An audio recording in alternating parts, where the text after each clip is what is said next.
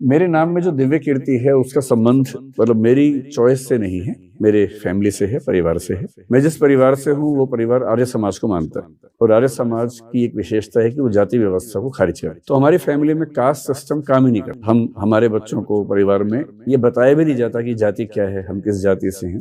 तो वो परंपरा कम से कम 3 पीढ़ियों से चली आ रही है।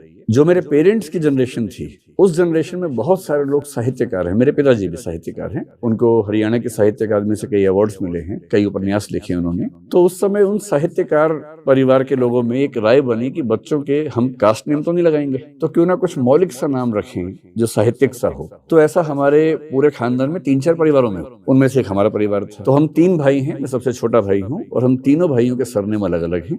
बड़े भैया का सरनेम मधुवर्षी है, दूसरे भैया का सरनेम प्रियदर्शी है, मेरा सरनेम दिव्य कीर्ति है। और वो मेरे पिताजी की और माताजी की साहित्यिक रुचियों का परिणाम है। जब मैं छोटा था तो मेरा नाम जब सरनेम लगाया गया तो चक्रवर्ती लगाया गया था। बाद में मेरे पिताजी को ये रियलाइज हुआ कि बंगाल में ये एक कास्ट नेम है, तो क्योंकि वो बंगाल में कास्ट नेम है और फिर कास्ट वाली फीलिंग ना आने लगे और क्षेत्रीय अनुभूति ना होने लगे कि बंगाल से मैं हूँ, तो फिर उन्होंने सोचा कि इसको बदलें।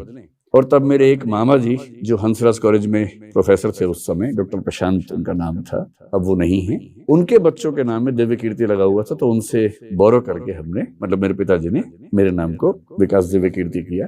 और 10th क्लास से पहले की बात है तो मेरे सारे सर्टिफिकेट्स में, मेरे पासपोर्ट में, मेरे ड्राइविंग लाइसेंस में नाम विकास दिव्य कीर्ति ही है। ये रखा हुआ नाम नहीं है, ये मेरा ओरिजिनल और लीगल नेम है। ये केवल शौक से रखने वाला नाम नहीं है, यही मेरा वास्तविक, और इसमें मेरी कोई भूमिका नहीं है। ये मेरे पेरेंट्स का दिया हुआ एक उपहार है मुझे।